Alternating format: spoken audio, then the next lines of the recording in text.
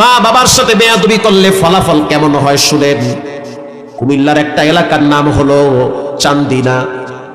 ওই চান্দিনার একজন লোক আছে, তিনি হলো ডাক্তার, থাকে ঢাকায় মুগদায়। তিনি আমাকে বলল, হুজুর মায়ের সাথে বেয়াদবি করলে যে কি হয় এটা আমি চোখ দিয়ে দেখছি। প্রতি জুমায় তিনি আমার মসজিদে নামাজ পড়ে। ডাক্তার মানুষ, এমবিবিএস ডাক্তার, অনেক বড় সম্মানী ব্যক্তি। তিনি বলল, হুজুর আমার বাড়ির পাশে এক মহিলা তার বাচ্চাকে নিয়ে অনেক কষ্ট করে বড় হয়েছে। বড় হওয়ার পরে স্বামী মারা গেছে। স্বামী মারা যাওয়ার পরে স্ত্রী দ্বিতীয় কোনো স্বামী গ্রহণ করে নাই। বাচ্চার চেহারার দিকে তাকাইয়া সৌন্দর্য, রূপ, লাবণ্য, যৌবনকে বিসর্জন দিয়েছে। বাচ্চা বড় হয়ে গেছে, শক্তি হয়েছে সন্তান। এবার মাকে বলল, ও মা, আমার মনে চায় আমি ইতালিতে গিয়া কাজ কাম কইরা বাড়ি ঘরটার একটু সৌন্দর্য করব, কিন্তু টাকা নাই, কেমনে আমি ইতালি যাব? নানার যেই সম্পদ মা তুমি পাবে সেই সম্পদ বিক্রি করে আবার ইতালি পাঠায়া দাও। এবার মা সিদ্ধান্ত নিল যে বাবার প্রত্যেক সম্পদ বিক্রি করে সন্তানকে ইতালিতে পাঠাবো। সম্পদ বিক্রি করার পরে টাকার ক্যাপচার হয় না, আরো লাগবে। এবার মা নিজের ব্যবহৃত হাতের রুলি, গলার হার বিক্রি করে টাকা যোগ করে সন্তানকে ইতালি পাঠায়া দিছে। ইতালিতে সন্তান যাওয়ার পরে 2-1 মাস মায়ের সাথে ভালো এক সম্পর্ক। ও মা, আগামী বছর থেকে ঘরের কাছে হাত দিব, বিল্ডিং বানাইব। কত স্বপ্ন, মায়ের কলিজার ভিতরে আনন্দ।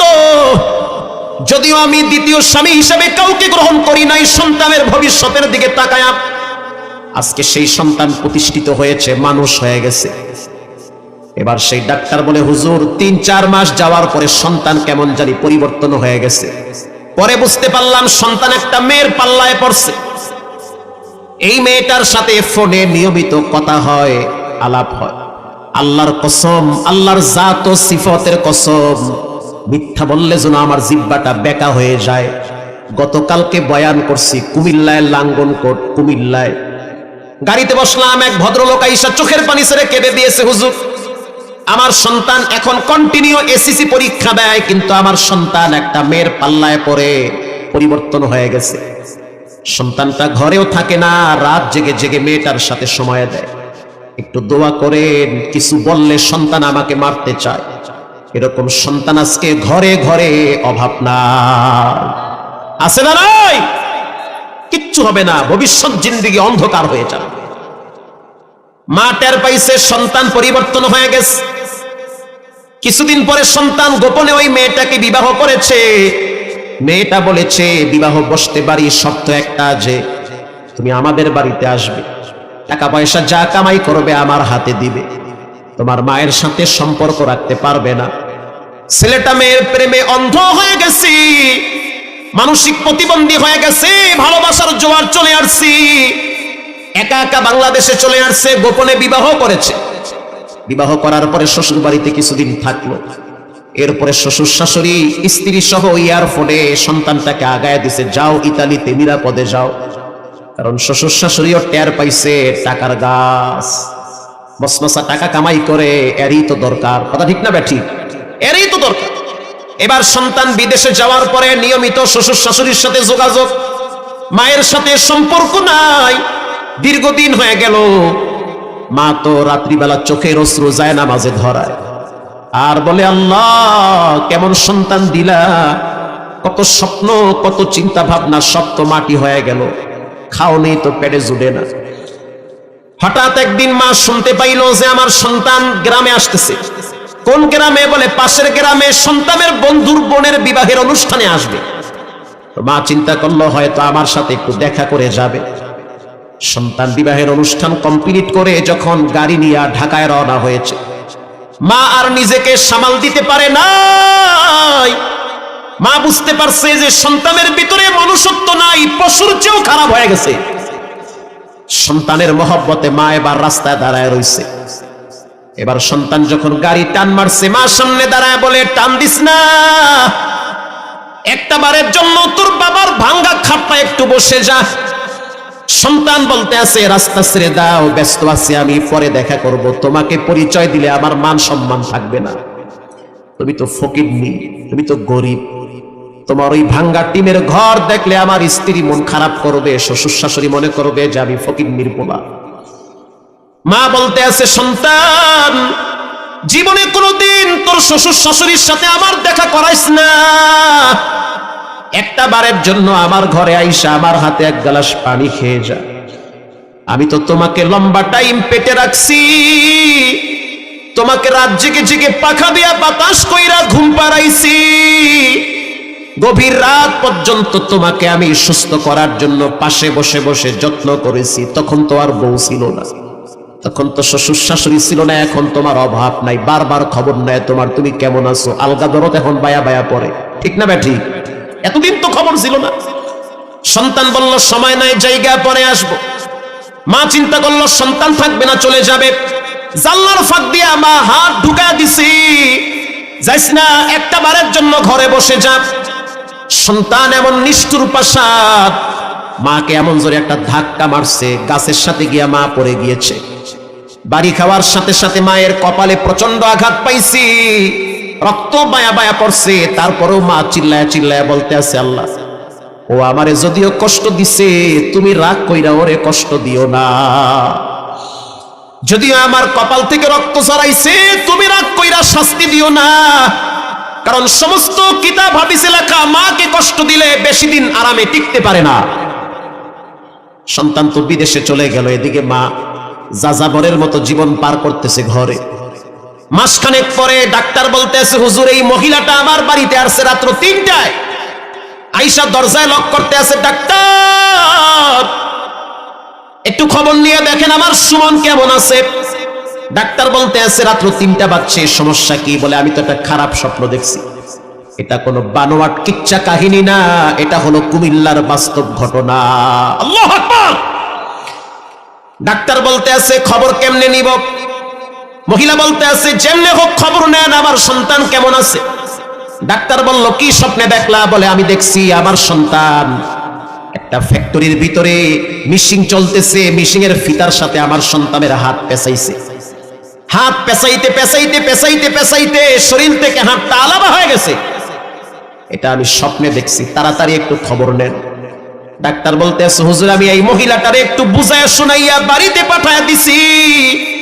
কিছুক্ষণ পর আমার মোবাইলে রিং ভেসে উঠল, তখন মোবাইলের দিকে তাকায় দেখলাম এটা বাহিরের নাম্বার। কল রিসিভ করলাম, ওই যে সুমনের কিছু বন্ধু বান্ধব আছে তাদের সাথে আমার কথা হয় মাঝে মাঝে। একজনে ফোন দিয়া বলল সুমনের অবস্থা খারাপ, ফ্যাক্টরির ভিতরে, জুতার ফ্যাক্টরির ভিতরে দাঁড়ায়া দাঁড়ায়া ডিউটি পালন করতেছিল, চামড়াগুলা পল্টাইতেছিল ফিতার সাথে। একটা সময় দেখা গেল হাতটা হঠাৎ ফিতার সাথে ঢুকে গেছে, ফিতাও ঘুরতেছে, দেহটাও ঘুরতেছে, হাত ঘুরতেছে, ফিতাও ঘুরতেছে, বডিটাও ঘুরতেছে। একটা সময় আঘাত করে করে দেহ থেকে হাতটা ডিসকানেক্ট হয়ে গেছে, আলাদা হয়ে গেছে। রক্তাক্ত বটি নিয়ে রাস্তায় পড়ে আছে, হসপিটালে নেওয়া হয়েছে, অবস্থা খুব খারাপ, অনেক রক্ত লাগবে। স্ত্রীকে টেলিফোন করা হয়েছে, স্ত্রী এখন ফোন রিসিভ করে না। শ্বশুর শাশুড়িকে ফোন করা হয়েছে, কেউ রিসিভ করে না, কারণ বুঝতে পারছে টাকার বাক্স নষ্ট হয়ে গেছে, বুঝতে পারছে। প্রিয় ভাইরা আমার, সকালবেলা এই মহিলার কাছে গিয়ে বলল মা টেনশন করবেন না, দোয়া করেন, দুর্ঘটনা ঘটছে ঠিক। মহিলা বলতে আছে ডাক্তার আমি তো আমার সন্তানের অভিশাপ দেই নাই, আমি তো বরদোয়াও দেই নাই, তো কেন এমন দুর্ঘটনা ঘটলো? আমি বারবার বলছি আল্লাহ যত কষ্ট আমি মা সহ্য করব, কিন্তু আমার বাচ্চাটার জন্য কোনো কষ্ট না হয়। এই সন্তান দীর্ঘদিন চিকিৎসা করলো, ঢাকায় উত্তরায় ফ্ল্যাট ছিল, সেটা বিক্রি করার পরেও চিকিৎসার টাকা জোগাড় হয় না। গোপনে যত ব্যাংক ব্যালেন্স ছিল সব শেষ করলো, তারপরেও চিকিৎসার টাকা হয় না। স্ত্রীকে ফোন করে বলল কিছু টাকা দাও, তোমাকে তো আমি লক্ষ লক্ষ টাকার গোল্ড দিয়েছি, স্বর্ণ দিয়েছি। স্ত্রী বলল দিয়েছো ঠিক, তবে এখন দিতে পারবো না, তোমাকে আমরা চিনতেও চাই না। সম্পর্ক নষ্ট হয়ে গেল, গ্রামে চলে আসছে। মা এয়ারপোর্টে গিয়া বসে আছে আর বলতে আছে সন্তান সবাই তারায়া দিতে পারে, আমি মা তোমারে তারায়া দিতে পারি না। এখন এই মায়ের ঘরেই থাকে। কয়েক বছর আগে সন্তান দুনিয়ার থেকে বিদায়, সবে বরাতের রাত, ও মা বাবার অবাধ্য সন্তান যারা বেয়াদবি করেছো, যাদের উপরে মা বাবা কষ্ট নিয়ে আছে, গোপনে মাপ চাও, তা না হলে সুন্দর জীবন টিকবে না, এলোমেলো হয়ে যাবে, ভবিষ্যৎ অন্ধকার হয়ে যাবে। যাদের টাকনুর নিচে প্যান্ট আছে তাদের দোয়া কবুল হবে না। শবে বরাতের রাত্রে তাদের ক্ষমা নাই। যাদের টাকনুর নিচে ইজারি ফিন্নার, আল্লাহর রাসূল বলেন যারা টাকনুর নিচে লঙ্গি পরে, প্যান্ট পরে, এটা ডাইরেক্ট জাহান্নামে পাঠায়া দিবেন কে? হঠাৎ ঝুলে গিয়েছে এক হিসাব, বা হঠাৎ প্যান্ট একটু নিচে নেমে গিয়েছে, টাকনুর নিচে ঝুলতেছে আর এক হিসাব। কন্টিনিউ সৌন্দর্য বাড়াবার জন্য টাকনুর নিচে প্যান্ট ঝুলে আছেন, পায়ে হাত দিয়ে বলি এটা জায়েজ নাই, হারাম। পায়ের নিচের অংশটুকুন ডাইরেক্ট জাহান্নামে যাবে। হাদিসে আসছে ইজারি ফিন্নার, ডাইরেক্ট জাহান্নামে যাবে ওটা। নাউজুবিল্লাহ বলেন। বেঁচে থাকেন এগুলোর থেকে। শবে বরাতের রাত্রে হত্যাকারীর কোনো ক্ষমা নাই।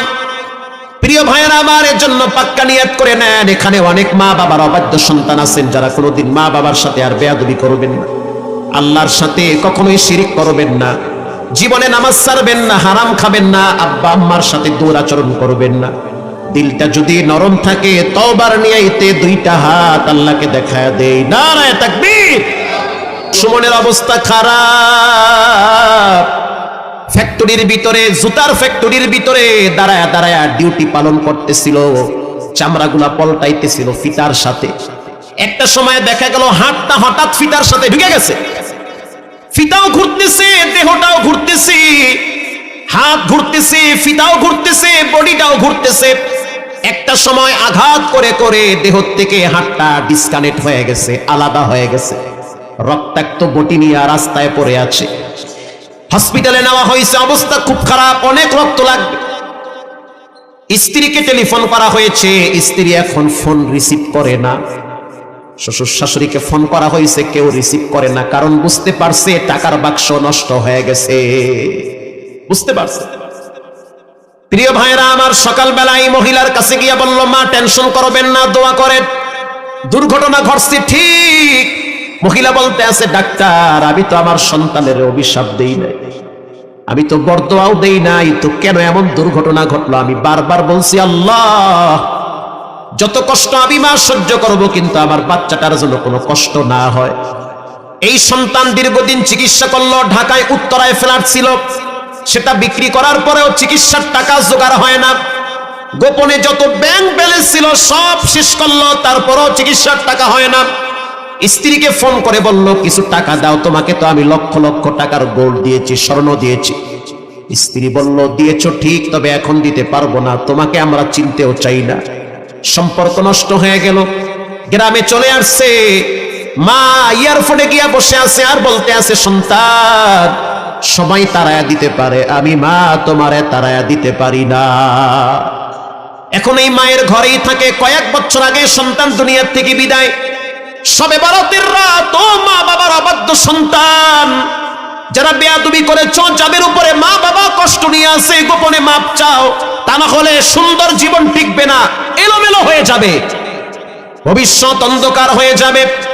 যাদের টাকনুর নিচে প্যান্ট আছে তাদের দোয়া কবুল হবে না। শবে বরাতের রাত্রে তাদের ক্ষমা নাই। যাদের টাকনুর নিচে ইজারি ফিন্নার, আল্লাহর রাসূল বলেন যারা টাকনুর নিচে লঙ্গি পরে, প্যান্ট পরে, এটা ডাইরেক্ট জাহান্নামে পাঠায়া দিবেন কে?